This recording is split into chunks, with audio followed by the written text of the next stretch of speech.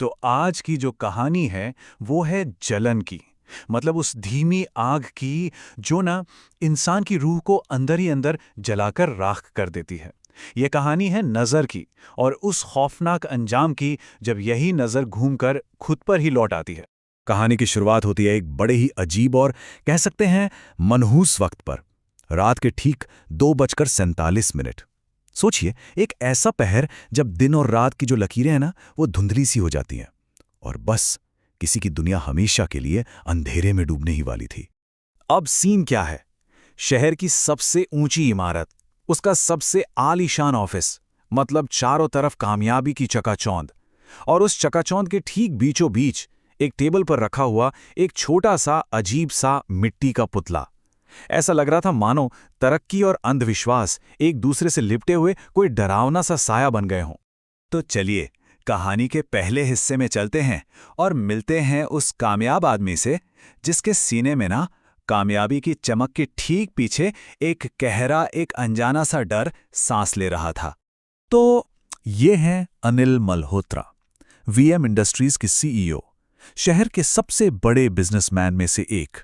दुनिया की नज़र में तो वो आत्मविश्वास और सफलता की एक जीती जागती मिसाल थे।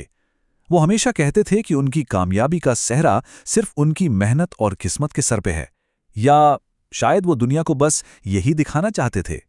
देखिए, अनिल की दुनिया के ना दो चेहरे थे। एक तरफ वो सब कुछ था जिसे हम कामयाबी कहते हैं, महंगी महंगी कारें, बड़ा सा बंगला, शानदार ऑफिस। लेकिन एक दूसरी तरफ भी थी। उसके अंदर ना एक जलन की आग धधक रही थी। क्यों? क्योंकि वो अपने दुश्मन नमन अग्रवाल से एक के बाद एक हर प्रोजेक्ट हार रहा था, और अब उसे पक्का यकीन होने लगा था कि उसके कारोबार को किसी की नजर लग गई है। और बस यही जलन, यही शक अनिल को एक ऐसे अंधेरे रास्ते पर ले जाने वाला था जहां से वापसी का कोई रास्ता नहीं था। देखिए, अनिल ना इन सब दकियानूसी बातों पर ज्यादा यकीन नहीं करता था, लेकिन जब एक के बाद एक नाकामी हाथ लगी ना, तो उसका भरोसा भी डगमगाने लगा। और इस आग में घी डालने का काम किया उसके ड्राइवर गणेश ने। उसी ने अनिल के मन में यह शक और गहरा कर दिया कि बुरी नजर सच में होती है। जैसा गणेश हमेशा कहता था, साहब, नजर तो पत्थर को भी चीर देती है। और बस यहीं से कहानी ने एक ऐसा खौफनाक मोड़ लिया जिसकी किसी ने कल्पना भी नहीं की होगी। गणेश ने अनिल को एक अघोरी बाबा के बारे में बताया। एक ऐसा अघोरी जो शमशान में रहता था और जिसका किया टोटका कभी खाली नहीं जाता था। अब जलन और हताशा में अंधा हो चुका अनिल कहाँ रुकने वाला था। वो उस अघोरी से मिलने आधी रात को शमशान पहुंच गया।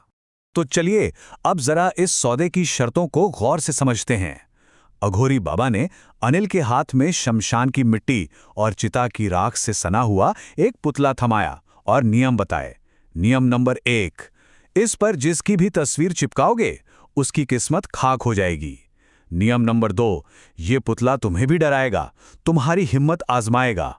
और फिर सबसे खतरनाक शर्त, अगर अगर तुम्हारे मन में डर का एक कतरा भी आया तो ये सारा का सारा काला जादू घूमकर तुम पर ही पलट जाएगा। और बस यही वो शर्त थी जो इस पूरी कहानी को उसके अंजाम तक ले जाने वाली थी। अब खेल शुरू हो चुका था, डर का खेल। अब ये देखिए कि कैसे किस्मत ने तेजी से करवट ली। शुरू में तो सब कुछ वैसा ही हुआ जैसा अनिल चाहता था। कुछ ही हफ्तों में नमन बर्बाद होने लगा और अनिल की किस्मत का सूरज चमकने लगा। लेकिन फिर उस ऑफिस में अजीब, डरावनी चीजें होने लगी। एक रात वो बेजान पुतला अपने आप हिलने लगा।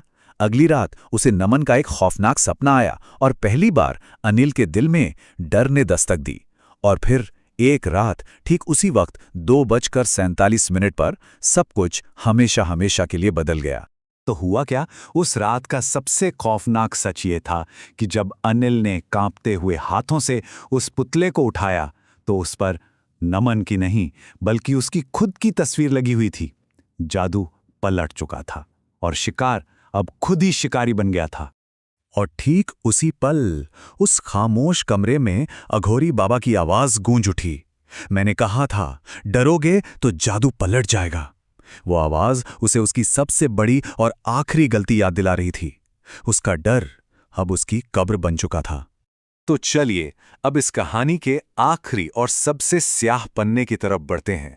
देखते हैं कि अनिल को अपनी इस जलन की आखिर क्या कीमत चुकानी पड़ी। अनिल का पतन बहुत तेजी से हुआ और पूरा हुआ।